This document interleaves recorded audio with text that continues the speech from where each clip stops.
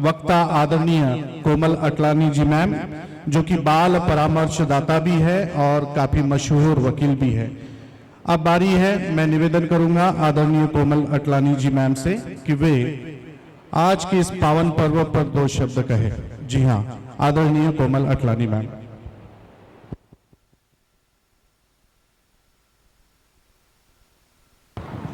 Okay.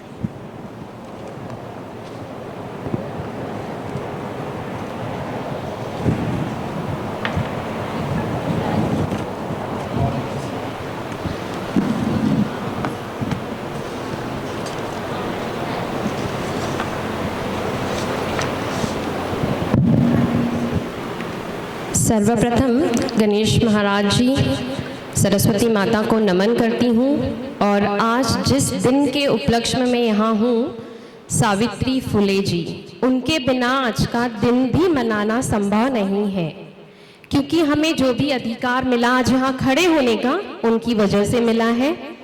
महिला एक simple सा शब्द है, महिला है ना, बहुत सिंपल, बट लगता है सिंपल नहीं है, बहुत कठिन, जिसमें हम ये कहते हैं जाने दो जाने दो जाने दो, हर रोज कहते हैं ना हम, हर महिला कहती है जाने दो जाने दो जाने दो, अब नहीं करेंगे, फिर उठ के खड़े हो जाती है और कहती है अरे मुझसे बेहतर तो कोई नहीं कर सकता, है ना। अब इस बात को आगे बढ़ाने से पहले मैं कहूंगी thank you so much KPSRT school for such a lovely warm welcome to me. As always, you are giving me such huge respect. A part of that, thank you so much to the principal sir, those who has always coming to home and giving me the invitation letters, being a pleasure to me. A part of that again for the teacher staffs, all your teacher staff, your admin department, your clerical department, the way you are organizing every program all the time. It's being a huge respect for you, and from my side, it hardly claps for you. And once again, thank you so much. Always we used to say a person who stand alone, but in the back. Simple कहूँगी, एक ऐसा इंसान सब कुछ करता है, पर अकेले साइड में जाके खड़े हो जाते हैं। वो एक ही ऐसे इंसान होते हैं जो हर बार सभी को पुश करते हैं, कुछ अच्छा करने के लिए, किसी चीज की नींव रखने के लिए, पर खुद साइड में होके खड़े हो जाते हैं। तो मैं चाहूंगी आप जोरदार क्लैप करें for the huge respect of Dilip Sati sir. And thank you so much for the director ma'am and all the guest of honour, those who are present. Mamta ma'am, the member of Sakhi Manch, उन्होंने एक छोटी सी बात कही थी, कोमल हूं कमजोर नहीं हूं। So I am a Komal but I am not कमजोर and never be a कमजोर। मैं जहां खड़ी हो जाऊं, अगर मेरे साथ कोई भी खड़े हो जाए तो मुझे नहीं लगता कि वो औरत भी कमजोर है। मैं यहाँ किसी छोटी सी एक लेडी का नाम तो मुझे नहीं पता, बट मैं जानती हूँ कि she is also being an advocate but she don't do anything। वो कुछ नहीं करते लेकिन बहुत कुछ करते हैं, क्योंकि वो अपनों के लिए करते हैं, अपने सपनों के लिए नहीं करते हैं। Again just a huge clap for this ma'am, please stand up ma'am. I know you very well, that's why. अब मैं आती हूँ वुमेन्स डे पे। Again happy women's day to all the beautiful ladies here. You just clap for you. आप अपने लिए ताली बजाइए, क्योंकि हमसे बेहतर तो कोई हो नहीं सकता, हमसे सुंदर भी कोई हो नहीं सकता। जैसे कहा जाता है कि कुछ भी पहन लीजिए, औरत से सुंदर कोई नहीं हो सकता, है ना। हमारे पास इतनी सारी चीजें होती हैं पहनने के लिए, इतने अच्छे अच्छे कपड़े होते हैं, लेकिन हमारी सुंदरता एक ही है, वो है माँ। जब हम वुमेन्स डे की बात करें तो माँ को नहीं छोड़ सकते। एक वो माँ जो शुरुआत करती है अपने बच्चों को जन्म देने से लेके बड़ा करने तक।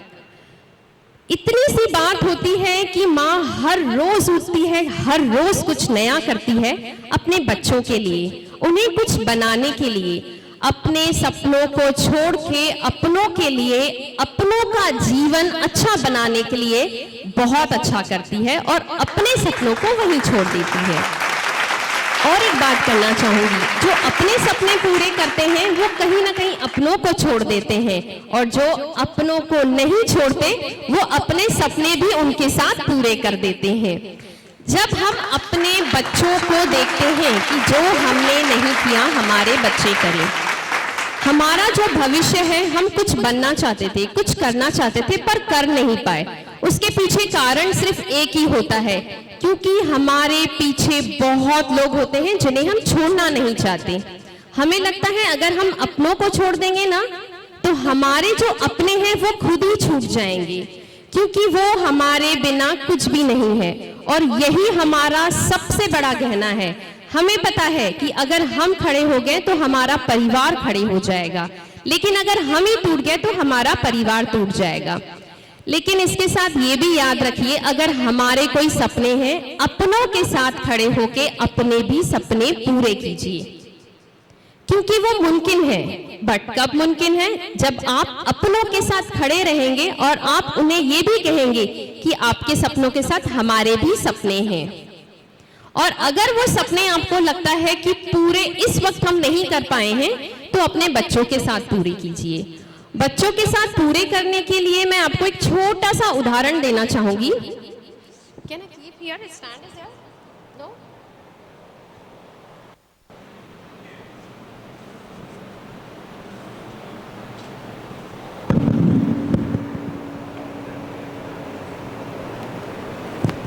आवाज आ रही है मेरी? नहीं आ रही है? No?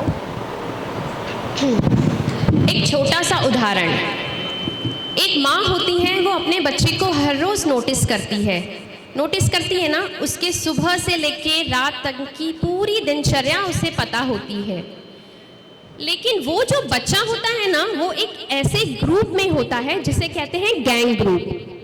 वो फर्स्ट स्टैंडर्ड का बच्चा हो या 10वीं का बच्चा हो, हर एक बच्चा एक ग्रुप में होता है जहां 4 बच्चे होते हैं।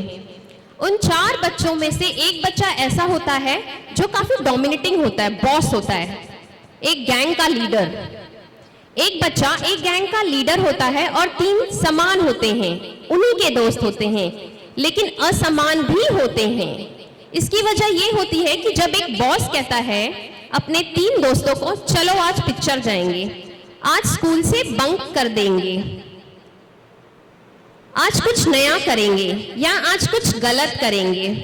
जब एक बॉस ये कहता है तो उनमें से जो उनके 3 दोस्त होते हैं, उनके 2 दोस्त कहते हैं हाँ चल करेंगे। लेकिन एक होता है जो ना हाँ बोल पाता है ना ही ना बोल पाता है। उसका कारण यह होता है कि वो ग्रुप में तो होता है, क्योंकि उसे पता है अगर मैं ग्रुप में ना रहूंगा तो मेरे दोस्त नहीं रहेंगे।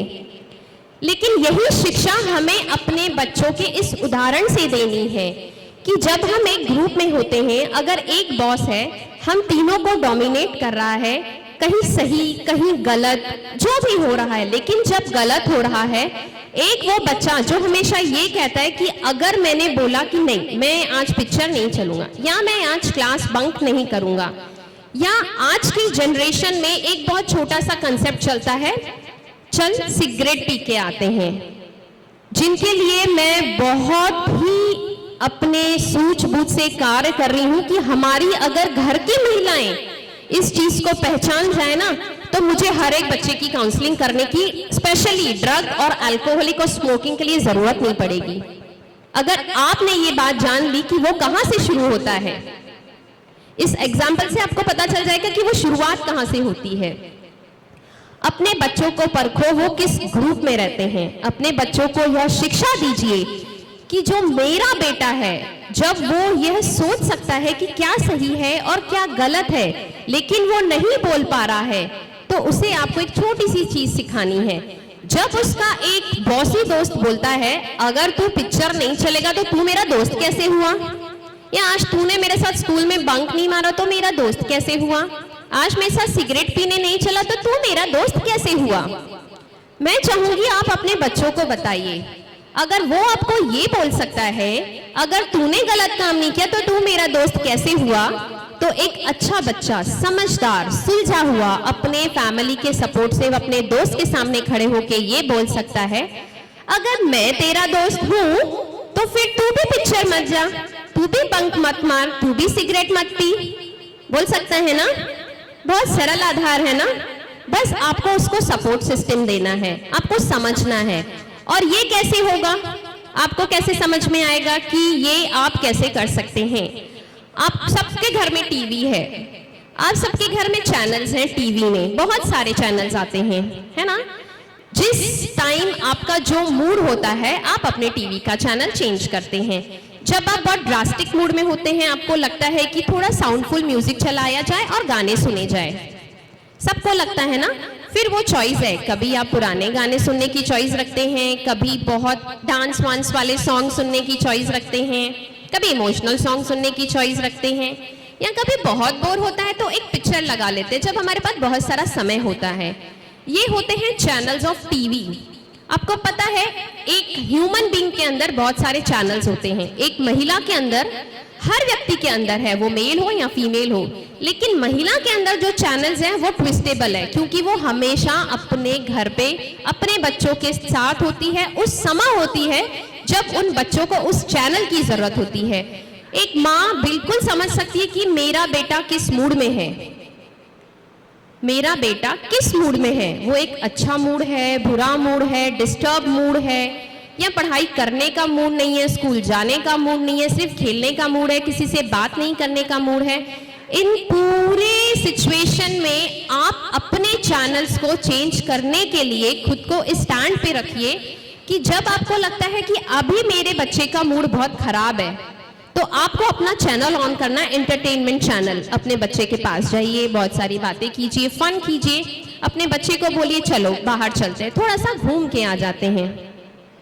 और जब बच्चा डिस्टर्ब है, कभी भी अपने बच्चे से क्वेश्चन ना करें कि क्या हुआ, क्योंकि जब बच्चा बहुत डिस्टर्ब होता है और अगर माँ पूछती है ना क्या हुआ, तो माँ में एक आदत होती है, जब तक उसे पता नहीं चल जाए ना, वो कहती है क्या हुआ, क्या हुआ, बताना क्या हुआ, नहीं बताएगा। फिर आप बोलते हो मत बता, जा। फिर थोड़ी देर के बाद फिर आप वापस आ जाते, फिर आप उससे पूछते हैं क्या हुआ, बताना, अच्छे से बताना तो बता, नहीं तो जा, नहीं तो मैं तेरे से बात नहीं करती। Is right or wrong? बस यही नहीं करना है। जब हम किसी से प्रश्न पूछें और उसका मूड नहीं है, वो उत्तर क्यों देगा? देगा उत्तर? नहीं देगा। जब हम बहुत परेशान होते हैं और अगर हमें किसी ने आके कुछ पूछ लिया, हम क्या बोलते हैं? अरे कुछ नहीं हुआ, कहते हैं ना। और बच्चे बहुत लॉजिकल होते हैं, उनको क्या सही है क्या गलत है, कौन से समय पे सही है कौन से समय पे गलत है, हमसे बेहतर उन्हें पता है, क्योंकि उनका लॉजिकल बहुत स्ट्रॉन्ग होता है। इसके पीछे का कारण है हमारे ब्रेन में एक्टिव सेल्स होते हैं। अगर हम आज पढ़ाई करना चाहें, एक बुक पढ़ने जाएं, तो हमें 10 दिन लग जाएंगे, लेकिन अगर एक बच्चा, टीनेजर बच्चा अगर पढ़ाई करने जाए, वो एक बुक एक दिन में पढ़ सकता है, क्योंकि वो एक्टिव सेल्स में है। अभी उसे पता है, वो लॉजिक लगा के कहीं ना कहीं अपना काम वो परफेक्ट कर लेगा। तो अपने बच्चों को क्वेश्चनिंग के वक्त परेशान ना करें। जब आपको लगता है कि अब ये शांत है, अब इसका मूड अच्छा है, उसके पास जाइए और अपना चैनल चेंज कीजिए। प्यार से उससे पूछिए, एक छोटा सा प्रश्न पूछिए, कुछ प्रॉब्लम है? वो कहेगा नहीं। आपको ये कहना है, मुझे पता है तू मेरा बेटा है, मैं समझ सकती हूँ कि तुझे कोई प्रॉब्लम है, बताना, शायद मैं तेरी थोड़ी मदद कर दूं। तेरे दोस्तों के जैसी तो मदद नहीं कर पाऊंगी, मुझे पता है तेरे दोस्त बहुत परफेक्ट हैं, बट मैं तेरी हेल्प जरूर कर दूंगी। इसमें क्या हुआ, वो आपका दोस्त बन जाएगा, क्योंकि उसे ये पता चलेगा कि मेरी मम्मा को पता है कि मेरे फ्रेंड्स अगर मेरी हेल्प करते हैं तो शायद मेरी मम्मा भी मेरी फ्रेंड है, क्योंकि उन्हें कैसे पता चल गया। हमेशा अपने बच्चों के फ्रेंड बनिए। मैं ये नहीं कहूंगी कि एक बॉस बन के, एकदम लीडर बन के घर में रहिए, बहुत नॉर्मलाइज रहिए। बच्चों को सिर्फ और सिर्फ सही और गलत का फर्क एक माँ और पिता ही बता सकते हैं। इसी के लिए आपको उनके साथ एक दोस्त बन के रहने की बहुत जरूरत है, और ये तभी मुमकिन होगा जब आप अपने चैनल्स को बदलेंगे। हमेशा एक ही मूड में मत रहिए, हमेशा खुद के मूड को भी अपने बच्चों के साथ अल्टरनेटिव चेंज करते रहिए। जितना हो सकता है अपने बच्चों के लिए एक्टिव रहिए। एक्टिव रहने के पीछे और एक छोटा सा एग्जाम्पल है। आप जब भी आप देखते हैं आपके बच्चे घर आते हैं, आप उनसे यही क्वेश्चन पूछते हैं ना कि आज क्या हुआ स्कूल में, पूछते हैं ना। मैं चाहूंगी कि उनसे क्वेश्चन पूछने के पहले आप उनकी डायरी ओपन कीजिए। क्या सब पेरेंट्स अपने बच्चों की डायरी ओपन करते हैं? नहीं करते ना।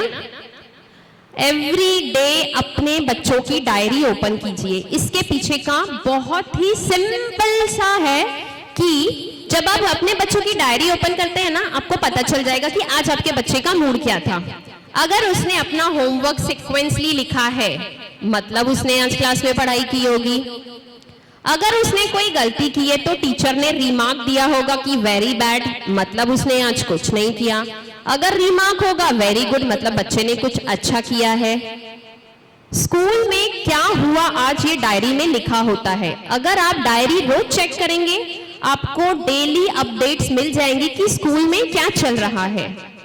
इससे तो आपका आधा प्रॉब्लम ऐसे ही सॉल्व हो जाता है कि मेरे बच्चों ने आज स्कूल में क्या किया। आपको उनसे प्रश्न पूछने की जरूरत नहीं पड़ेगी, आप उन्हें बता सकते हैं आज मैथ्स में ये वर्क था क्या, आज इंग्लिश में ये वर्क था क्या, आज ये पढ़ा क्या। इससे क्या होगा, आपका बच्चा ऐसे देखेगा कि मेरी मम्मा को कैसे पता, अच्छा मैंने आज डायरी लिखी थी। नेक्स्ट डे वो जब स्कूल जाएगा ना, अपनी डायरी और अच्छे से लिखेगा। पता है क्यों? क्योंकि उसे पता है मेरी मम्मा देखने वाली है। इस बात पे गौर कीजिए, अपने बच्चों की डायरी जरूर देखिए, हर रोज देखिए। जिस दिन आपको लगता है आपके पास टाइम नहीं है, दूसरे दिन देखिए, पर देखिए, एक्टिव रहिए। आपको अपने बच्चों के बारे में पूरी जानकारी होना चाहिए। हर हफ्ते, हर महीने जो भी आपकी पेरेंट्स मीटिंग होती है स्कूल में, उसमें जाइए, आप अपने बच्चों के बारे में बात कीजिए कि मेरे बच्चे में क्या पॉजिटिविटी है, क्या अच्छा करता है, वो कौन से सब्जेक्ट में अच्छा है। इससे आपको ये पता चलेगा कि मेरे बेटे का फ्यूचर किस में है।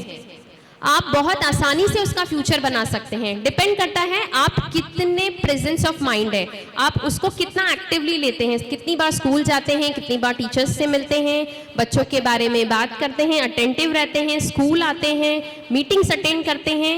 एवरी प्रोग्राम स्कूल में, I think KPSRT school is ever seeing this kind of, the adjustment of this Women's Day celebration here. बाकी स्कूल्स में ऐसा नहीं होता है। This is a best example for this school. I'm telling you, मैं हर school में जाती हूँ, every international school में विजिट करती हूँ, प्रोग्राम्स लेती हूँ, सेशंस लेती हूँ। मैंने नहीं देखा कि किसी भी स्कूल ने वुमेन्स डे स्पेशल रखा हो स्कूल में। क्यों रखा गया? क्योंकि जब एक वुमन स्टैंड करेगी ना आज के दिन, तो वो बच्चे उभर कर निकलेंगे।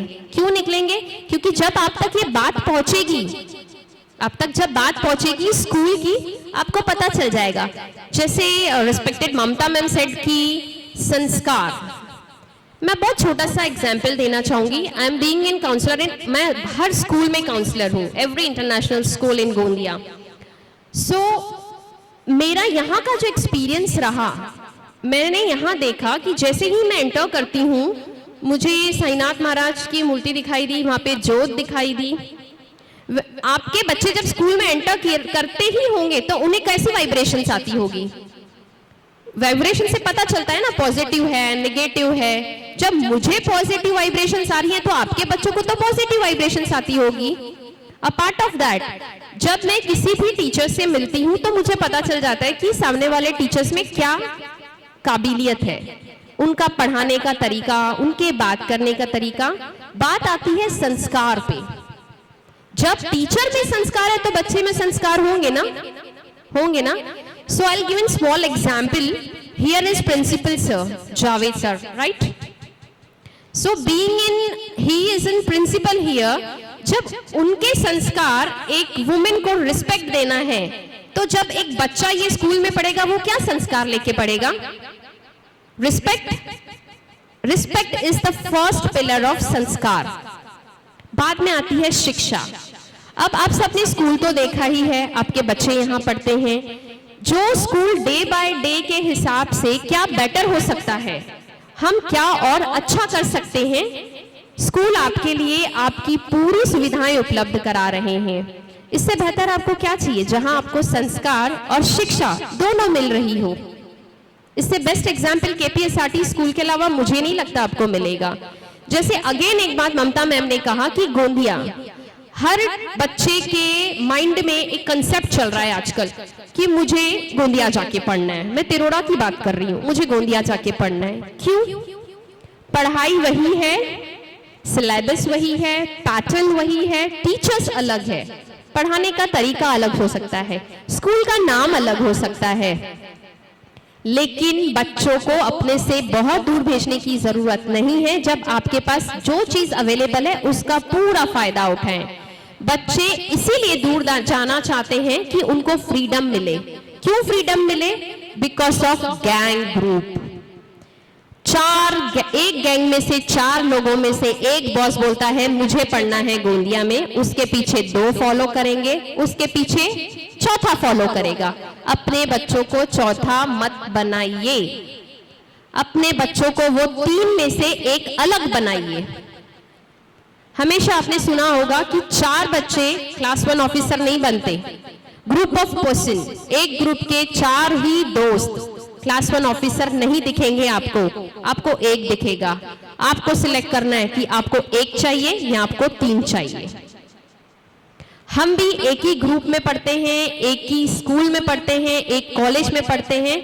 बस उस पूरे स्कूल में से जो बच्चा बाहर निकल के आता है उसके पीछे सपोर्ट कौन होता है? स्कूल जरूर होता है, लेकिन सपोर्ट कौन होता है? उनकी माँ।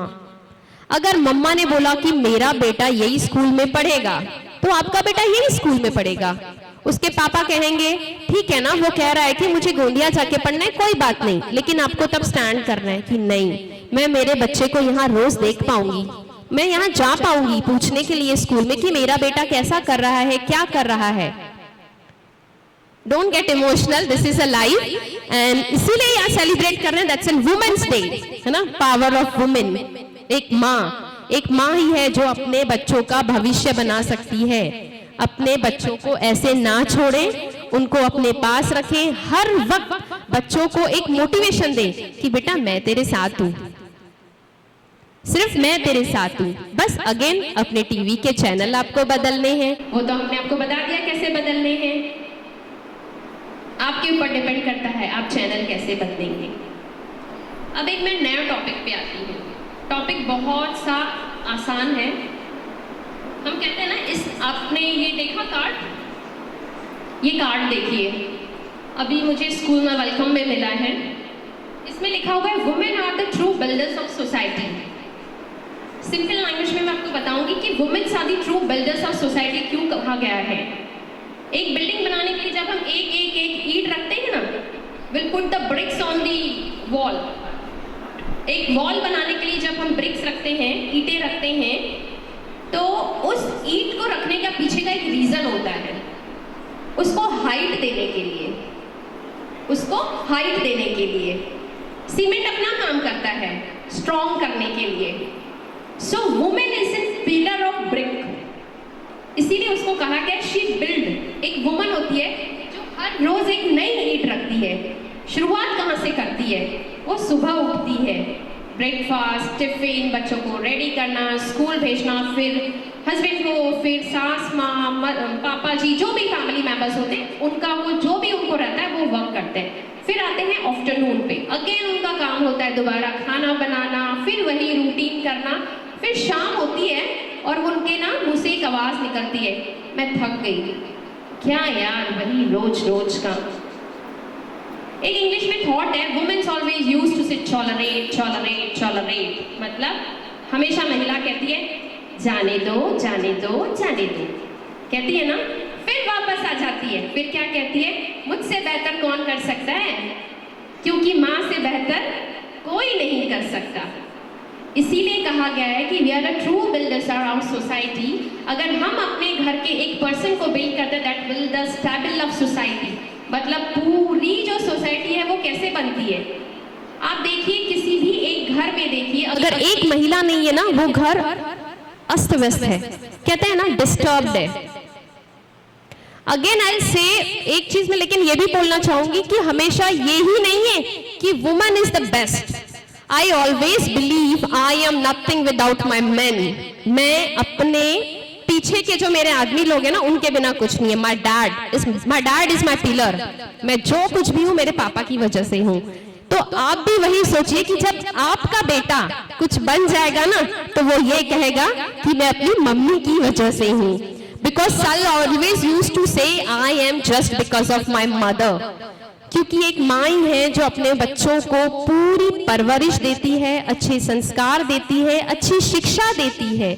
उसके साथ साथ वो उनको एक ऐसी जगह पे खड़ा करती है, जब हम देखते हैं तो हमें प्राउड फील होता है कि यार हमारे बच्चे इस जगह पे हैं। मतलब हमने कुछ ना भी किया हो अपनी लाइफ में अपने ड्रीम्स पूरे करने के लिए, लेकिन हम अपने बच्चों को जब देखते हैं ना, जैसे मैंने अभी नीचे बहुत सारे लेडीज ग्रुप पे बैठे थे, बातें कर रहे थे, all the respected members of this jury जो ग्रुप में बैठ के बात कर रहे थे, मेरे बेटे को इतने परसेंट है, मेरे बेटे को इतने परसेंट है। और उसके पीछे उनका एक लॉजिक था कि मेरी बेटी ने कहा कि मैं अगर इतने परसेंट लाऊंगी तो मुझे ये लेके देना, मुझे टैब लेके देना। किसी की बेटी ने कहा मैं इतने परसेंट लाऊंगी तो मुझे गोल्ड की चेन दे देना लेके, ठीक है। किसी ने कहा मुझे गाड़ी लेके देना। आपको इसके पीछे का लॉजिक पता है क्या है? इसे प्यार कहते हैं। जब तक आप अपने बच्चों के प्यार को पूरा नहीं करोगे ना, तो उनको लगता है कि जब मम्मा ने हाँ बोल दिया ना, अब 85 में अब 90 लेके आना है, अब 95 लेके आना है। क्योंकि शायद 95 लेके आऊंगी ना तो गोल्ड के साथ एक लॉकेट भी मिल जाएगा मेरे नाम का। सिर्फ टैब नहीं, टैब के साथ शायद कुछ अच्छा वाला मम्मा कवर भी लेके दे दे, ब्रांडेड वाला। पॉसिबल है ना? इसे कहते हैं रिश्वत। जो आजकल किसी ने कहा रिश्वत के बिना कुछ नहीं चलता, बट ये पॉजिटिव रिश्वत है। पॉजिटिव रिश्वत भी दीजिए और पॉजिटिव पनिशमेंट भी दीजिए। ये टॉपिक मैंने इसलिए निकाला ताकि आपको ये पता होना चाहिए कि पनिशमेंट देनी है बच्चों को। ऐसा नहीं कि बच्चों को पनिश नहीं करना है। जब आप ऐसा सोचते हैं ना, जैसे हमारे बारे में हम स्कूल में जब पढ़ते थे, आप सभी उसी स्कूल में पढ़े होंगे जहां पे हमें पनिशमेंट मिलती थी ना पनिशमेंट। एक्सक्यूज,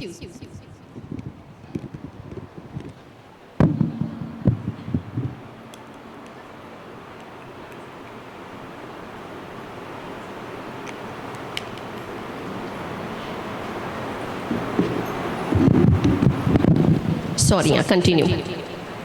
हमें स्कूल में पनिशमेंट मिलती थी ना।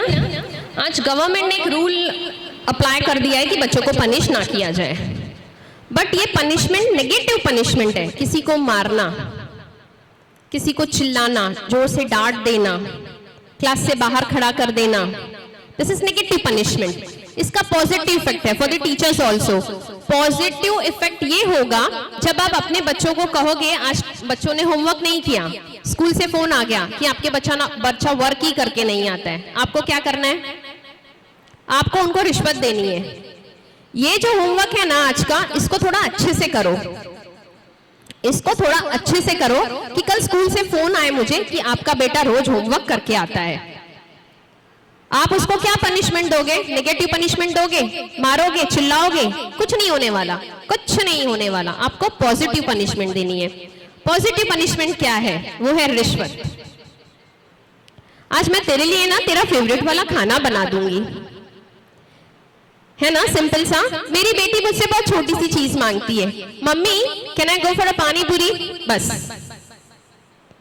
इतना ही कहती है मेरी बेटी की मम्मी चलो पानी पूरी खाने। मेरा होमवर्क हो जाएगा ना मम्मी, मैं पानी पूरी खाने जाएंगे। This is a positive punishment. ये पनिशमेंट ही है बच्चों की, क्योंकि उनका तो टाइम चले गया, टाइम चले गया ना। वो करने के बाद आपको घर में आके उनको बताना है कि पता है ये तेरी पनिशमेंट थी। अगर इसी ड्यूरेशन में शायद और 2 होमवर्क तेरे हो जाते थे, तेरी और अच्छी पढ़ाई हो जाती थी, शायद तू कल स्कूल जाता था तो जो क्लास में टीचर कल पढ़ाने वाले थे वो पहले से ही आप पढ़ के चले जाते, आपको ज्यादा नॉलेजेबल होता, आपको इजी हो जाता। सो बच्चों को पॉजिटिव पनिशमेंट देना देखिए, आप नेगेटिव पनिश ना कीजिए। जितना हो सके उनसे एवरीडे कम्युनिकेट कीजिए, अपनी बातें उनके सामने रखिए। आपके घर के जो भी मैटर्स हैं, जो भी परिस्थितियां हो, सभी के घरों में हैं, अपने बच्चों से दूर रखिए। अपने बच्चों के सामने एक फ्रेश फेस लेके आइए, जब आप अपने बच्चों के सामने अपनी प्रॉब्लम्स नहीं दिखाएंगे ना, तो आपके बच्चों को कभी प्रॉब्लम नहीं आएगी। Positive vibes always give a positive vibes. आप जितना पॉजिटिव रहेंगे, अपने बच्चों को पॉजिटिव वाइब्स देंगे ना, आपके बच्चों को पॉजिटिव मिलेगा। अगर आप बच्चों को नेगेटिव वाइब्स घर में देते हैं, अगर आपके घर में कोई भी मसला हो, छोटी सी प्रॉब्लम हो, अगर आप अपने बच्चों के सामने वो बात भी करते हैं ना, आपके बच्चों के दिमाग में वो बात हमेशा घूमते रहती है कि मेरे घर में ये प्रॉब्लम है, this is the problem. Problem नहीं दिखानी है, कभी मत दिखाइए अपने बच्चों को प्रॉब्लम। जितना हो सकता है प्रॉब्लम्स को साइड में रखिए, सडन से फ्रेश अप हो जाइए, अपने बच्चों के सामने फ्रेश मूड में आइए, क्योंकि आपको पता है आप बोलोगे टॉलरेट टॉलरेट टॉलरेट, जाने दो जाने दो जाने दो, बट वापस खड़े हो जाओगे। तो जब हमें पता है हमें वापस खड़े होना है, तो हम क्यों जाने दें? रोक लीजिए, जरूरत ही क्या है जाने दे बोलने की, है ना? So, sir, can I take any question and answer if they have? Question and answers, we can go. किसी को कुछ पूछना है? Is anyone want to ask any question? कोई भी ऐसी कोई प्रॉब्लम आती हो जिनको आप फेस करने में कहीं आपको ऐसा लगता हो कि मुझे नहीं समझ में आता है कि मेरे बच्चे से ये गलती हो रही है या ये प्रॉब्लम हो रही है, तो मैं उसे कैसे टैकल करूं या मुझे क्या करना चाहिए, ऐसी कोई भी प्रॉब्लम है तो यू कैन शेयर। सॉरी, या if you have any kind of query you can ask please. If you are having many kids in your one class, you are having any query, you can ask.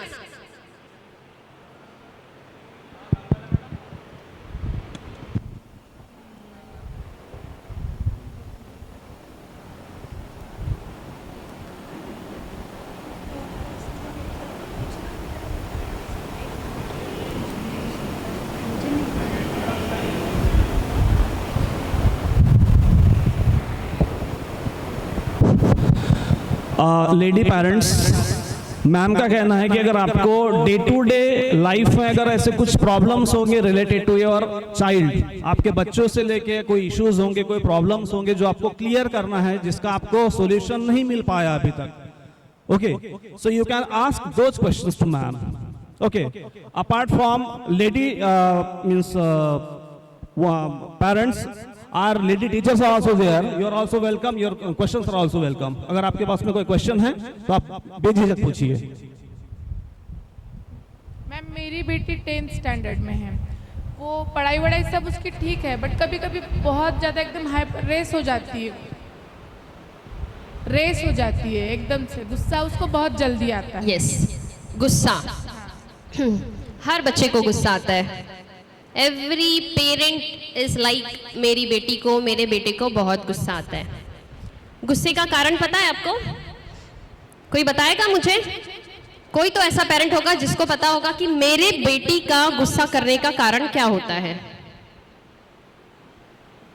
Again, this is a matter of gang. You are feeling dominated, you know, the always girl being in a one group, she feel dominated sometimes, and that comes in aggression. Okay, sorry, जब group में जो भी बच्चियां होती हैं उसमें उनको एक ऐसी बच्ची होती है, जब भी वो अच्छी पढ़ाई करेगी, सब कुछ अच्छा कर लेगी, लेकिन सडन उनको एक गुस्सा आ जाता है।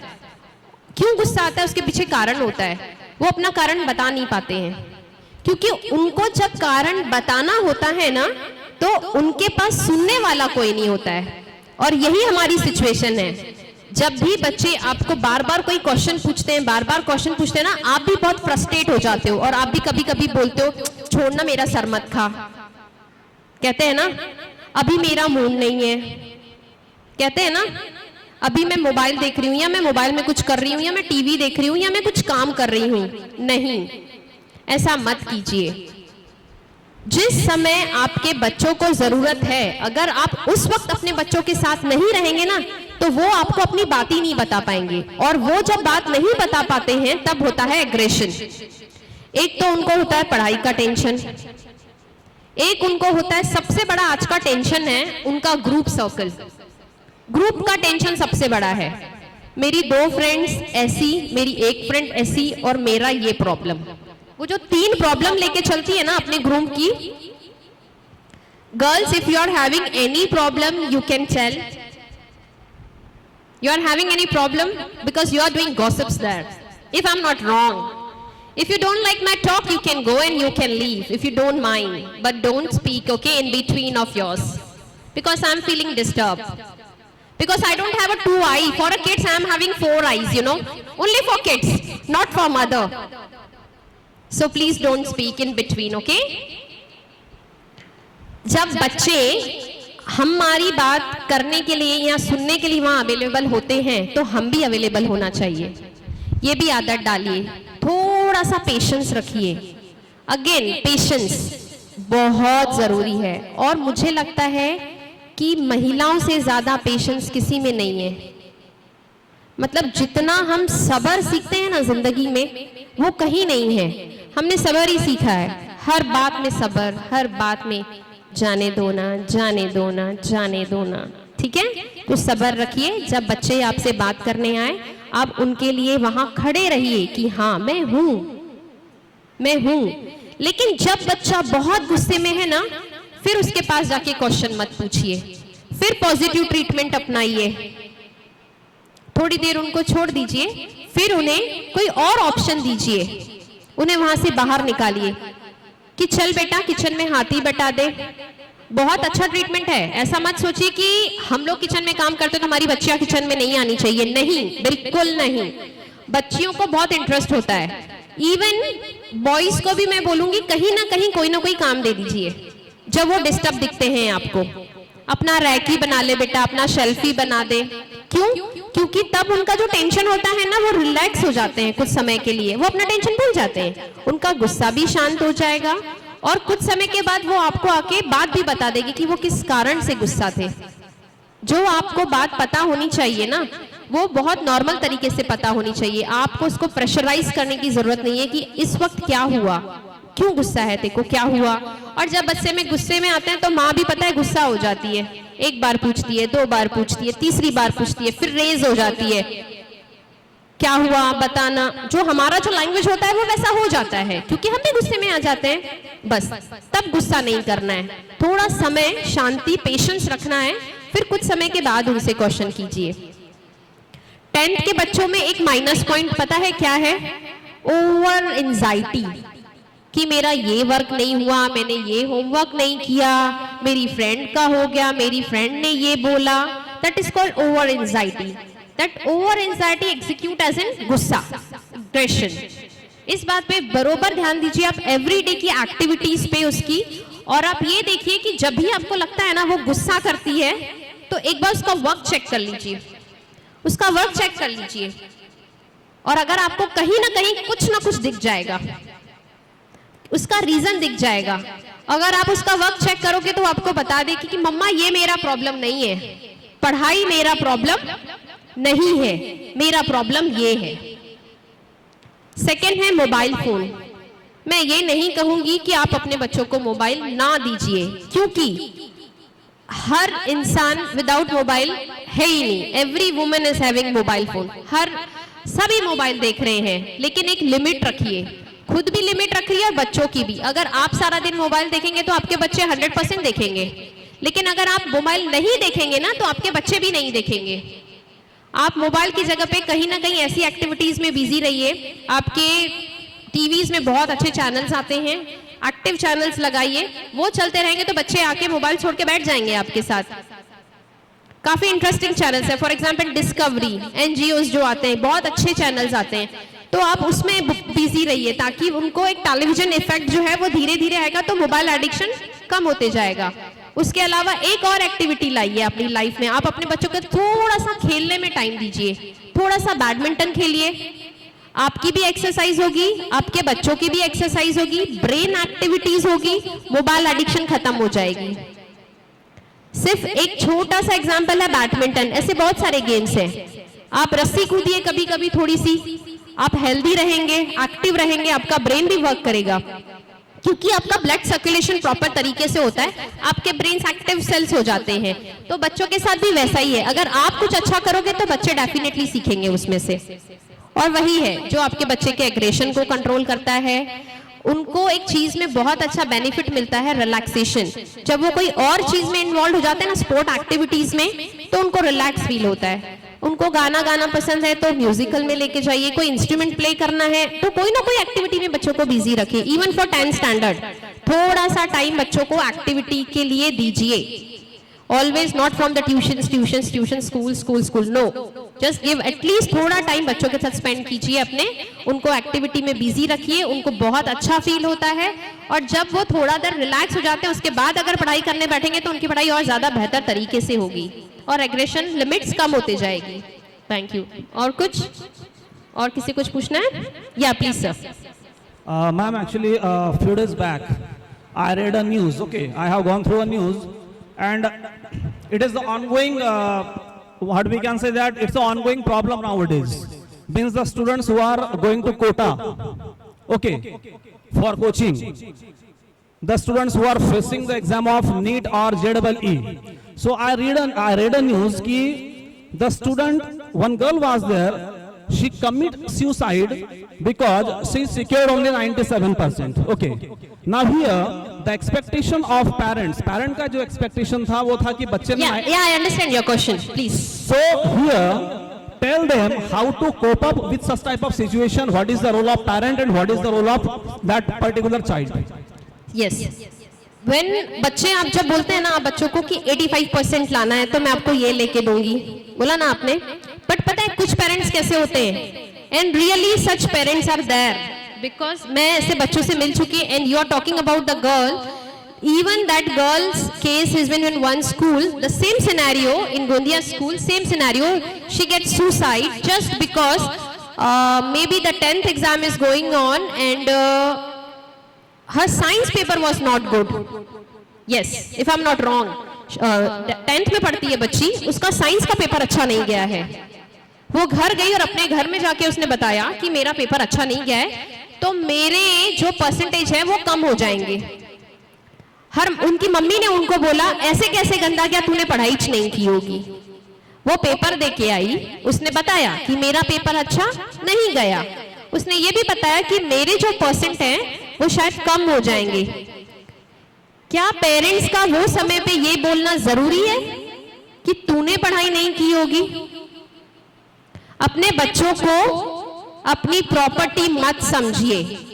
दे are not your property, they are your asset. वो आपकी प्रॉपर्टी नहीं है।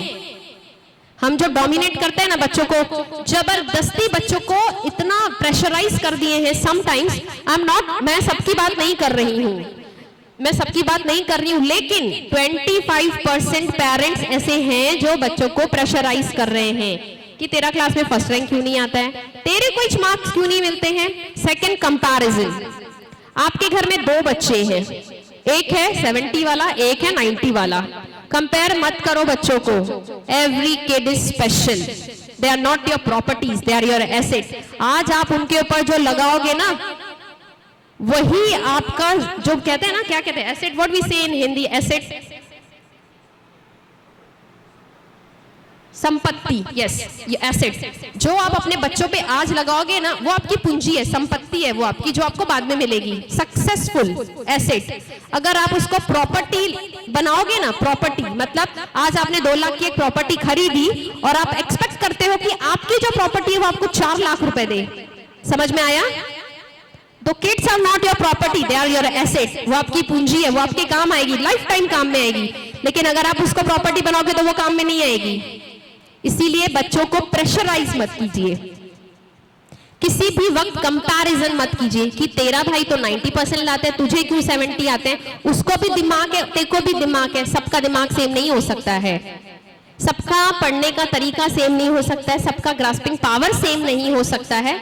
बस कंपैरिजन जहां आ गया, जब आपने ये बोला ना अपने बच्चों को कि तेरे कम परसेंट क्यों आए, आपका बच्चा वहीं टूट जाएगा, वहीं टूट जाएगा। अगर बच्चों के परसेंट कम भी आए हैं तो उन्हें शाबाशी दीजिए और ये बोलिए यू विल डू, आप इससे भी बेहतर करेंगे, आप इससे भी बेहतर करेंगे। मुझे पता है, मुझे विश्वास है कि आप बहुत होशियार हो। पॉजिटिव एनर्जी दीजिए, रोज अपने बच्चों को बोलिए आपकी राइटिंग बहुत अच्छी है, आपकी पढ़ाई बहुत अच्छी है, आप बहुत अच्छे हो, आप बहुत अच्छा कर रहे हो। अगर आप उनको रोज अच्छा देंगे तो उनको अच्छा ही मिलेगा। अगर आप रोज ये कहोगे तू तो पढ़ाई नहीं करता है, तेरी राइटिंग खराब है, तेरे को कुछ नहीं आता है, उसको देख 90% है, तेरे को 70% है, कंपैरिजन मत दीजिए। जब एक कंपैरिजन आती है ना, बच्चे टूट जाते हैं और बस वही होता है। एक छोटे से बच्चे को एक ही पता है, एक ही रास्ता है, हर छोटे बच्चे को एक ही रास्ता पता है, वो है सुसाइड। उसके अलावा कोई रास्ता पता है किसी को? नहीं है, बच्चों को नहीं पता है। क्यों नहीं पता है? क्योंकि हमने अपने बच्चों को बताया ही नहीं। हमने अपने बच्चों को ये बताया ही नहीं कि हमारे पास बहुत सारे ऑप्शंस हैं। अगर आज आपके पास परसेंट्स कम है ना, आपने जो पढ़ाई की, जो नॉलेज आपको मिला, अगर आप उसमें थोड़ा सा और ऐड ऑन कर लेंगे ना, तो शायद आप जो नेक्स्ट एग्जाम देंगे वो उससे भी अच्छी होगी। तो अपने बच्चों को वहां लेके जाना है, वो बहुत अच्छे में लेके जाना है, उनको वापस नहीं लेके आना है कि आपके परसेंटेज खराब है, अब कुछ नहीं हो सकता, अब तेरे को ये कॉलेज में एडमिशन नहीं मिलेगी, तुझे ये स्ट्रीम में एडमिशन नहीं मिलेगी, अब क्या होगा। नेगेटिव इफेक्ट मत दीजिए, पॉजिटिव दीजिए, सब अच्छा होगा, बस कोई बात नहीं बेटा, बहुत अच्छा होगा, नेक्स्ट टाइम कर लेंगे। जब आप ऐसा कहते हैं तो आपके बच्चों में एक और एनर्जी आ जाती है नेक्स्ट टाइम अच्छा करने की।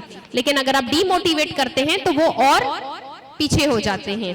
तो मोटिवेट भी कीजिए, पॉजिटिव भी रहिए, कंपैरिजन को छोड़ दीजिए। किसी भी बच्चे से अपने बच्चे की कंपैरिजन मत कीजिए। योर चाइल्ड इज बेस्ट, आपके बच्चे से बेहतर और कोई हो ही नहीं सकता।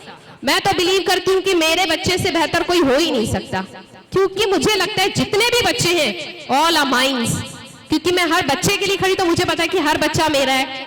अगर कोई बच्चा मेरे पास आता है और कोई प्रॉब्लम लेके आता है तो मेरा एक ही वर्ड रहता है, don't worry I am here. कहते हैं ना, जब मैं यहाँ हूं तो आपको क्या प्रॉब्लम है। आपको भी बस यही कहना है कि जब मैं हूं तो क्या प्रॉब्लम है।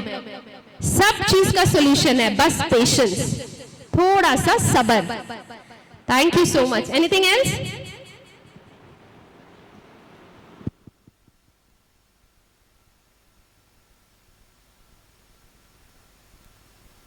हेलो, चालू। हेलो, हाँ मैम, ऐसा है जिसका बेटा बड़ा रहता है और बेटी छोटी रहती है, वहाँ हमेशा ऐसा ही होता है, बेटियों को लगता है कि माँ भैया का बहुत ये कर रही है, हाँ प्यार करती है या उसके बारे में ज़्यादा सोचती है, तो बेटी उसमें क्या हो रही है, थोड़ी सी डोमिनेट हो जाती है। तो मेरे साथ होता है, बता रही हूँ आपको। मेरा बेटा है बड़ा, हम दोनों बच्चों को सेम प्यार करते हैं, लेकिन उनको क्या लगता है कि भैया को बहुत चाहते हैं, है ना। तो ये मैं अपनी अनुभव अपना बता रही हूँ कि भैया को बहुत चाहते हो, भैया जो कर रहा है आप बोलते हो कि अरे बहुत अच्छा कर रहा है, और मैं कर रही हूँ तो बोल रहे कि कुछ बोल नहीं रहे हो।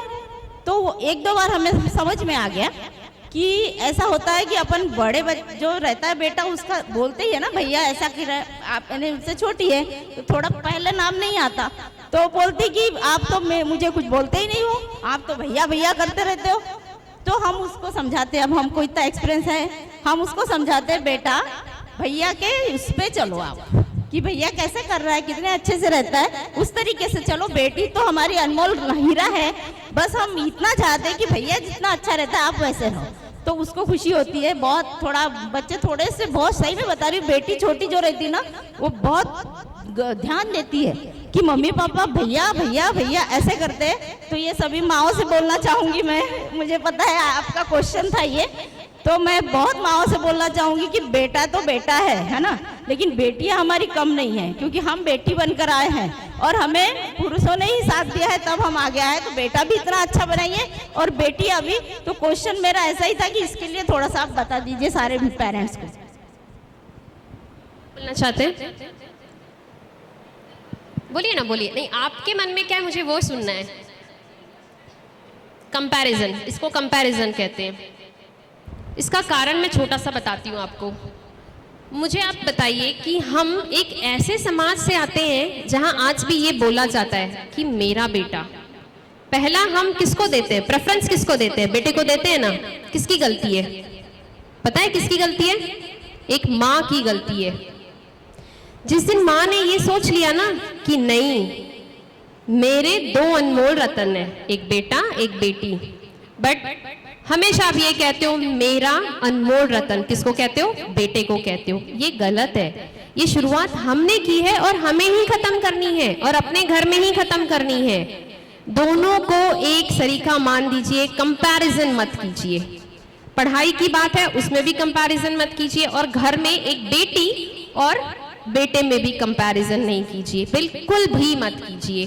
क्योंकि जब भी आप ये करोगे ना तो बेटी सक्सेस नहीं हो सकती, क्योंकि उसे पता है कि जितना भी जो भी लग रहा है वो बेटे के पीछे लग रहा है, फिर मैं करके भी क्या ही कर लूंगी, फिर मैं करके भी क्या ही कर लूंगी। बहुत सारी मदर्स से मैंने सुना है, कहते हैं तुझे करना ही क्या है, पढ़ाई करनी है ना, पढ़ाई करने के बाद तो देखो शादी करनी है। क्यों ये स्टेटमेंट आता है? उसे ये सिखाओ कि शादी करनी है वो अपनी जगह, लेकिन अच्छी पढ़ाई करके फिर शादी करनी है ये अपनी जगह। तो अपने बेटों के साथ कंपैरिजन करके ये मत कीजिए कि मुझे बेटे को इंजीनियर बनाना है और अपनी बेटी को 10th या 12th पढ़वाना है। नहीं, मुझे मेरे बेटे को इंजीनियर बनाना है तो बेटी को भी इंजीनियर बनाना है, उसकी बात की लाइफ वो देखेगी।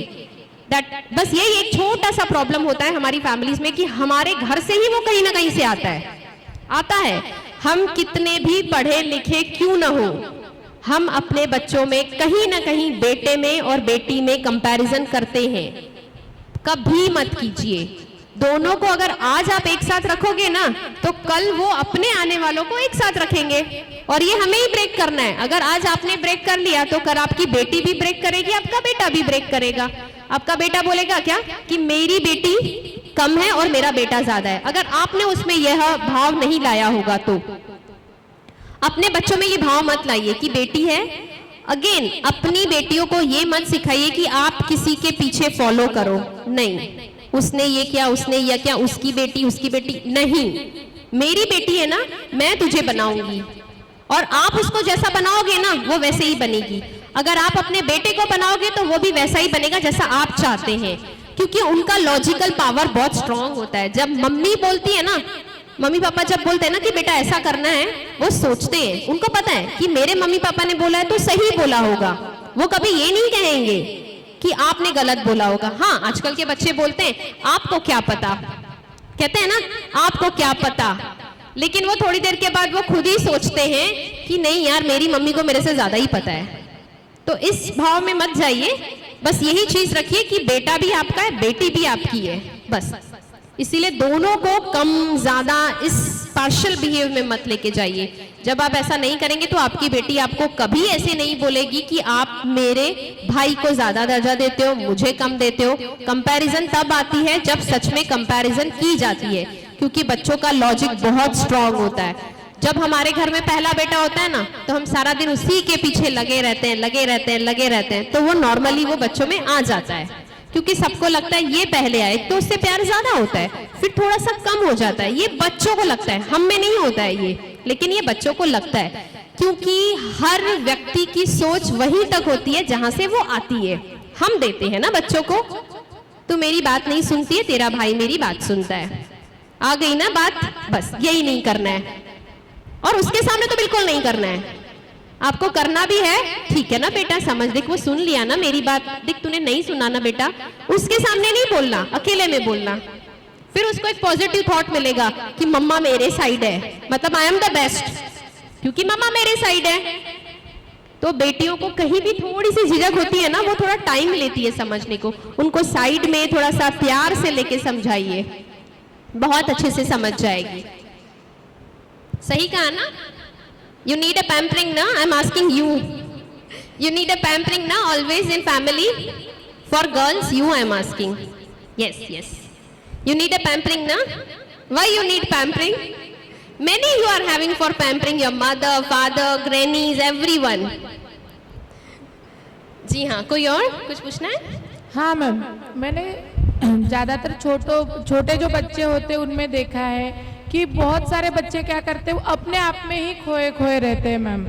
हाँ, और वो अपनी फीलिंग्स तो बता नहीं पाते हैं, और उनका कैसा है, मुझे क्या करना है, मुझे होमवर्क करना है कि मुझे क्या करना है, उनको कुछ याद ही नहीं रहता है, अपने ही धुन में जो रहते हैं उनके लिए क्या करना चाहिए? It's called a depth of unconsciousness for kids. Especially it comes to below the age of 6 to 8 years. Below the age of 8 years you can say, वो उन्हीं बच्चों में आता है बिकॉज ऑफ अनकॉन्शियसनेस। रीजन ये होता है, उसके पीछे भी मैं दोष दूंगी एक माँ को, मैं दोष दूंगी एक माँ को। जब आपका बच्चा स्कूल आता है, स्कूल में बैठा रहता है लेकिन वो अटेंटिव नहीं होता है, उसका स्कूल में ध्यान नहीं होता है, पता है उसका कारण क्या है? क्योंकि एक तो जब वो घर में होता है ना, जब वो किसी से बात करना चाहता है, पढ़ाई करना चाहता है, तो उसकी मम्मा उससे कहती है कि मुझे कुछ काम है, ये ले ले मोबाइल। करते हो ना ऐसा? तो जो बच्चे मोबाइल में बिजी है ना, वो बच्चे जब क्लास में आते हैं ना, तो उनका माइंड वो फोकस नहीं कर पाते हैं पढ़ाई में, क्योंकि उनकी गलती नहीं है, वो सबकॉन्शियस माइंड में चले जाते हैं। उनको क्या याद आता है? मैं घर में मोबाइल देख रहा था, मुझे वो खेलना था, मुझे ये करना था, क्योंकि उनके पास बात करने के लिए कोई होता नहीं है। जब आप उनसे बात करते रहोगे ना, तो उनका माइंड एक्टिव रहता है, वो जहाँ भी जाएंगे वहाँ पे 100% पार्टिसिपेशन देंगे। स्कूल आएंगे तो स्कूल में ध्यान देंगे। आपने देखा होगा बहुत बच्चे हाइपर एक्टिव होते हैं ना, हाइपर एक्टिव, सारा दिन इधर उधर कूद इधर उधर सब करते हैं, कुछ भी काम दे दो सब कर लेते हैं। 8 साल के बच्चे, अंदर के बच्चों की बात कर रही हूँ मैं। सेम वैसे ही कुछ उसी एज के बच्चे होते हैं जो कुछ भी बोल दो कहीं और ही खोए रहते हैं। क्यों? क्योंकि जब वो खोए होते हैं तो उनको एक ही चीज से लगाव होता है, वो है मोबाइल फोन, मोबाइल एडिक्शंस।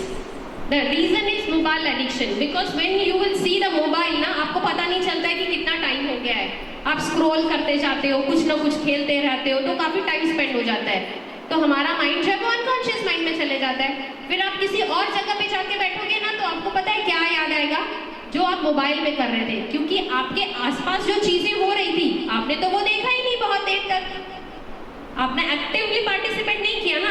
आपकी मम्मा क्या कर रही थी, पापा क्या कर रहे थे, घर में क्या हो रहा था, आपका तो ध्यान ही नहीं था। आपका ध्यान कहाँ था? मोबाइल में। फिर आप मोबाइल से बच्चों को बाहर निकालते हैं और स्कूल भेजते हैं। बच्चे स्कूल में आके बैठते हैं, क्या करेंगे? उनको पता ही नहीं कि स्कूल क्यों जाना है, क्योंकि उनका ध्यान वही है। मेरी मम्मी ने मेरे से बात नहीं की, मेरे पापा ने मेरे से बात की कि वो आपस में बिजी हैं, घर में सब कुछ बिजी है, मैं अकेला था, मैं मोबाइल देख रहा था। अब स्कूल आके क्या करूँ? जब होमवर्क करने की बारी आएगी तो मेरा तो कल ही ध्यान नहीं था, तो मुझे आज कैसे समझ में आएगा? मैंने तो घर में ये पढ़ाई नहीं, देखा ही नहीं, कुछ होमवर्क ही नहीं किया, तो आज क्या करूँगा? मैंने ऐसे बहुत सारे पेरेंट्स देखे हैं जो बच्चों को ये कहते हैं कि मेरे को काम है थोड़ी देर मोबाइल देख ले, और वो थोड़ी देर जो होती है ना, वो 1 घंटा 2 घंटा 3 घंटे में बदल जा रही है। आप ये समझिए, ये आपकी गलती है कि आप अपने बच्चों को ऐसे ही छोड़ देते हो अपने कामों के लिए। हालांकि काम ऐसा नहीं है, आप अपने साथ भी बच्चों को रख सकते हैं, बट मोबाइल देख के ये मत बोलिए कि मेरे को कुछ काम है तो मोबाइल देख ले। थोड़ी सी लापरवाही बहुत बड़ी पनिशमेंट है बच्चों के लिए। आज की तारीख में बच्चे फोकस नहीं कर पा रहे हैं, अगर उनसे कोई बात भी करता है तो बच्चों का समझ ही नहीं आता उनको कि हमें क्या बोला जा रहा है स्कूल में। क्यों? क्योंकि हमने बच्चों को छोड़ दिया है ना। बच्चों को रोज सुबह को एक चीज बिल्कुल समझाइए कि बेटा स्कूल जाते हैं ना, हम स्कूल पढ़ने के लिए जाते हैं। स्कूल क्यों जाते हैं? जो आप स्कूल से पढ़ के आओगे वो लाइफ टाइम आपको काम में आने वाला है, क्योंकि हम स्कूल में जब कोई चीज सीखते हैं ना, वो कभी नहीं भूलते, हम कभी नहीं भूलते, क्योंकि वहां पे एक्टिव पार्टिसिपेशन होता है। मतलब आपका पूरा ध्यान सिर्फ उसी चीज पे एकाग्रत होता है जहां आप पढ़ने के लिए जाते हैं। पॉजिटिव एनर्जी, आप वही पढ़ाई घर पे कीजिए, आपके कंसेप्ट क्लियर नहीं होगी, लेकिन स्कूल में आपके बैठिए, आपको पॉजिटिव वाइब मिलेगी, आपका कंसेप्ट क्लियर हो जाएगा। क्यों? क्योंकि आप अटेंटिव रहते हैं। क्योंकि जब आप देखते हैं कि हर बच्चा वही काम कर रहा है, तो ऑटोमेटिकली आप में वो एनर्जी आ जाती है कि मुझे भी करना है। लेकिन जो बच्चा नहीं कर पा रहा है, उसका कारण क्या है? क्योंकि हमने उसे बताया ही नहीं। Even teachers also before starting your lectures ना, you start with the theme. एक छोटा सा थीम रखो बच्चों के लिए। जैसे ही बच्चे आते हैं उन्हें बताइए कि आपको 100% प्रेजेंस ऑफ माइंड यूज करना है, आपको अटेंटिव रहना है। आप यहाँ पढ़ने के लिए आते हैं बेटा, आज पढ़ोगे तो आपको कल वो पता ही होगा। अगर आप आज ही ध्यान नहीं दोगे तो कल का कैसे पता होगा आपको? एवरी डे एक्टिव पार्टिसिपेशन रखिए। बच्चों को ये एनर्जी एवरी डे मॉर्निंग में दीजिए, आफ्टर योर प्रेयर एवरीथिंग, कि आज ये है, आज ये पढ़ना है, तभी आपको कल का कंसेप्ट समझ में आएगा। अगर आज का कंसेप्ट समझ में नहीं आएगा तो कल का तो आपको समझ में ही नहीं आएगा।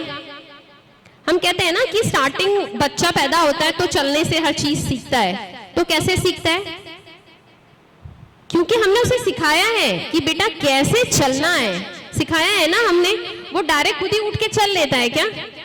ऐसा कोई बच्चा नहीं है जो डायरेक्ट चलना सीखता है। हम उसे बताते हैं कि अभी तो हम उसको लेटाते हैं कि पहले इस पे चल, टो पे चल, फिर खड़े हो, फिर सपोर्ट ले, फिर सपोर्ट छोड़ दे। पढ़ाई यही माध्यम है कि आपको अपने बच्चों को रोज सुबह को बताना है कि बेटा स्कूल जा रहे हो, पढ़ने जा रहे हो, पढ़ना है बेटा, ध्यान से पढ़ना है, एनर्जी के साथ भेजिए। सुबह को मॉर्निंग में प्रेयर कराइए, नहलाइए, बढ़िया हाइजीन मेंटेन कीजिए, उनका माइंड फ्रेश रखिए, अपनी पूरी टेंशन्स को साइड में रखिए। जब भी खाना बनाते हो पॉजिटिव एनर्जी के साथ बनाइए। जब भी खाना बनाते हो ना, ये सोच के खाना बनाइए कि ये खाना मेरे बेटे को खिलाना है।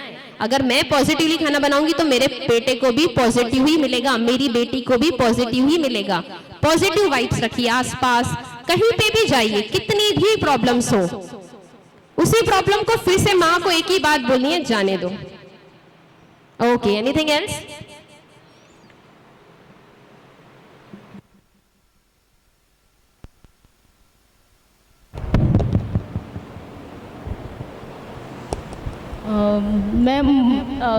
मैं चाहती हूँ दिलीप सर, संस्थापक प्रिंसिपल सर, ये जो मैडम का रखे हो आपने, ये क्लास अब बच्चों के साथ में रखिए, पेरेंट्स और बच्चे, तो दोनों के फायदे का रहेगा कि किस तरीके से बच्चे को भी माँ के रहना है और कैसे माताओं को बच्चों के साथ रहना है, तो ये ज़्यादा बेटर रहेगा, ये मुझे लग रहा है।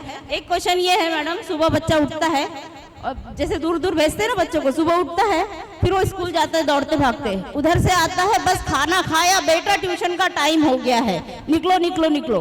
वो इतना टेंशन में रहता है कि ट्यूशन जाता है, होमवर्क नहीं होता ट्यूशन में, वो ट्यूशन वाली मैडम पढ़ाती, नहीं समझ में आ रहा है, उसको बहुत देर बैठाल के रखती है, उतना देर बैठाल के रखी कि घर में आया, बेटा होमवर्क नहीं हुआ आपका, होमवर्क नहीं हुआ, होमवर्क करो। तो इस तरीके से बच्चा दूसरे दिन बोलता है कैसे करूं मैं इतना सब। सुबह उठता है, मम्मी मेरा पेट दर्द हो रहा है, मैं स्कूल नहीं जाऊंगा, मम्मी मुझे अच्छा नहीं लग रहा, मैं नहीं जाऊंगा। ये रोज का रूटीन हो गया है। तो इस तरीके से बच्चों को 1 घंटा समय दो, मोहल्ले में दोस्त रहते हैं उनके साथ बैडमिंटन खेलने दो, क्रिकेट खेलने दो। 1 घंटे के बाद आप उनके ट्यूशन का टाइम बनाइए। सारे पेरेंट्स नहीं पढ़ा पाते, किसी के पास समय रहता नहीं, लेकिन 1 घंटा उनको ब्रेक दो, आए बराबर खाना खाने दो, मोबाइल को हाथ नहीं लगाते, वो खाना खाने दो और आप खेलने दो। ये मेरे सारे पेरेंट्स से मेरा ये अनुभव आया है। मेरी भतीजी का बेटा है, ऐसे ही करता था, हम उनके साथ रहे 4 दिन, मुझे पता चला, मैंने बोली तुरंत ट्यूशन बंद करा दो, अभी आप बच्चों को देखो उस पर क्या रिजल्ट पड़ता है। उसने ट्यूशन बंद कराई, बच्चा आता है, खेलता है, खाना खाता है, खेलता है और होमवर्क करता है, इतना डिसिप्लिन से रह रहा है। फिर बाद में ट्यूशन लगाइए ना आप, बच्चा जब समय दे रहा है। तो ये मेरा अनुभव आया है, इसलिए सारे पेरेंट्स को बताना था, ये क्वेश्चन रह गया था मेरा, आप भी थोड़ा इस पर बोल दीजिए। मैंने ऑलरेडी ये बात क्लियर कर दी थी कि बच्चों को अगर एक्टिव रखना है तो आपको उनको ½ एन आवर कैसे भी खेलना है उनके साथ, और आपको तो ऑलवेज उनके लिए अपना चैनल चेंज करते रहना है। इससे और कोई फेज ही नहीं है, क्योंकि बस आप ही के पास है वो फेज कि आपको पता है आपको अपने बच्चों के साथ बातें करनी है, टाइम स्पेंड करना है और उनको एक्टिव रखना है, प्रेशराइज नहीं करना है। प्रेशराइज ऑप्शन नहीं है। मुझे ये पता है कि आजकल के पेरेंट्स ट्यूशन क्यों भेजते हैं बच्चों के, इसके पीछे बहुत सिंपल सा लॉजिक है। क्योंकि अगर आप मेरी बात करेंगे तो मैं भी एक नॉर्मल से गवर्नमेंट स्कूल हिंदी मीडियम की स्टूडेंट हूँ, तो मेरे मम्मी पापा ने भी मुझे ऐसे स्कूल से पढ़ाया कि वो मुझे नहीं पढ़ा सकते थे, क्योंकि जब मैं थोड़ी बड़ी हो गई तो वो मुझे नहीं पढ़ा सकते थे क्योंकि मेरा सिलेबस वैसा नहीं था। आज आपके बच्चे सीबीएसई में पढ़ते हैं, मैं जानती हूँ कि आप लोगों को सीबीएसई पैटर्न हर पेरेंट को नहीं पता है कि उसे कैसे पढ़ाया जाए। वो स्कूल अपना कार्य कर रहा है, तो आप ये मत सोचिए कि आपको अपने बच्चों को ट्यूशन ही भेजना है, ऐसा नहीं है। अगर आपको वो चीज नहीं आती आप उनके टीचर से डिस्कस कर सकते हो। और रही बात होमवर्क करने के लिए, अगर आप अपने बच्चों को ट्यूशन भेज रहे हैं ना, तो ये बहुत गलत है, क्योंकि आपके बच्चों को पता है, आपके बच्चों को बहुत अच्छे से पता है कि होमवर्क कैसे किया जाता है और कैसे करना है, उन्हें सब आता है। लेकिन हम ये जो कॉन्सेप्ट बना के चले हैं ना कि हम अपने बच्चों को नहीं पढ़ा पा रहे हैं क्योंकि हमें नहीं आता है, इसीलिए हम ट्यूशन भेजते हैं, इसका भी एक बहुत अच्छा उपाय है। जब आपको लगता है कि आपको कोई चीज नहीं आती है ना, आप अपने बच्चों के बाजू में बैठिए, आप अपने बच्चों के बाजू में बैठिए, और अगर आपको लगता है कि आपको ये चीज समझ में नहीं आ रही है, आप एक पेज पे लिखिए, स्कूल भेजिए, आप स्कूल भेजिए, उनकी टीचर उनको आपसे बेहतर तरीके से समझा के देगी। और कल आपका बच्चा जब घर आएगा वो आपको ये बोलेगा कि मम्मा मेरी टीचर ने मुझे समझा दिया, मुझे ट्यूशन की जरूरत नहीं है। Is I am right or wrong? Then why need a tuition classes? जरूरत ही नहीं है। आप गलत सोच रहे हैं, क्योंकि टीचर टीचर ही होती है, उससे बेहतर उनको और कोई पढ़ा नहीं सकता। आजकल जो ट्यूशन के नाम पे जो है ना, जस्ट वो आपसे जस्ट 200 रुपीज 500 रुपीज लेते हैं और कहते हैं अपने बच्चों को हमारे घर भेजिए और हम होमवर्क करवा देंगे या पढ़ा देंगे। पर मुझे बताइए, आपके बच्चे क्या होमवर्क करके आते हैं या सच में कुछ पढ़ के आते हैं? क्योंकि जब वो एक मैडम एक अपने छोटे से रूम में 15-20 बच्चों को बैठ के पढ़ाती है, 4 बार उठ के जाती है अपने किचन में, 4 बार जाती है अपनी मम्मी से बात करने, 4 बार उसको आती है फोन, वो क्या प्रेजेंस ऑफ माइंड यूज करेगी आपको बच्चों को पढ़ाने के लिए? आपसे बेहतर उन्हें नहीं पढ़ा सकता कोई। आप सिर्फ 1 घंटा अपने बच्चों के साथ बैठिए, अगर वो आपको होमवर्क भी करके दिखाएंगे, लर्न भी कर लेंगे और आपको बताएंगे भी। मैं ये भी कहूंगी, जिनको इंग्लिश नहीं भी आती है ना, तो भी आप अपने बच्चों को बोलो कि बेटा तू लर्न कर, मैं देखती हूँ। आप उससे पूछिए, वो बोलेगा तो आपको समझ में आएगा कि मेरे बेटे को आता है, मेरे बेटे को आता है ना, यही आएगा ना आपको आंसर। ट्यूशन के भरोसे बच्चों की लाइफ स्पेंड मत कीजिए, उनका टाइम जाता है, उनको एक्सर्शन होता है, उनको बहुत डिस्टर्ब फील होता है, क्योंकि 15 बच्चों के साथ 15 बच्चों की चीजें वो अपने घर लेके आते हैं ना, वहीं से एग्रेशन आता है, वहीं से गुस्सा आता है। क्योंकि वो 15 बच्चों में से 14 बच्चों के पास ये था, वो था, उसके पास वो पेंसिल थी, उसके पास वो इरेजर था, उसके पास वो कंपास था, उसके पास वो बैग था। आजकल छोटे बच्चे बोलते हैं कि मुझे ये कपड़े पहनने हैं, घर आके बताते हैं कि मम्मा उसके पास इस टाइप का ड्रेस था, मुझे चाहिए। आप ये फॉलो कर रहे हैं ना? कोई जरूरत ही नहीं है, कोई जरूरत ही नहीं है। सिर्फ 1 घंटा पढ़ाई के लिए उनको अपने पास बिठाइए, बस देखिए। अगर आपको नहीं भी आता है तो भी देखिए कि वो क्या पढ़ रहे हैं, वो खुद ही पढ़ लेंगे। लॉजिक, उनके पास लॉजिक है, उनका एक्टिव सेल है, उनको पता है स्कूल में जो पढ़ के आए हैं ना, वो मुझे आ जाएगा। Thank you so much. Anything else? So again, once again, happy Women's Day, all the beautiful ladies, and thank you so much, sir, for inviting me here. Thank you so much to the KPS school team and faculty, principal sir, and the guest of honor. And really, thanks to the Supriya ma'am. She came and she joined me here.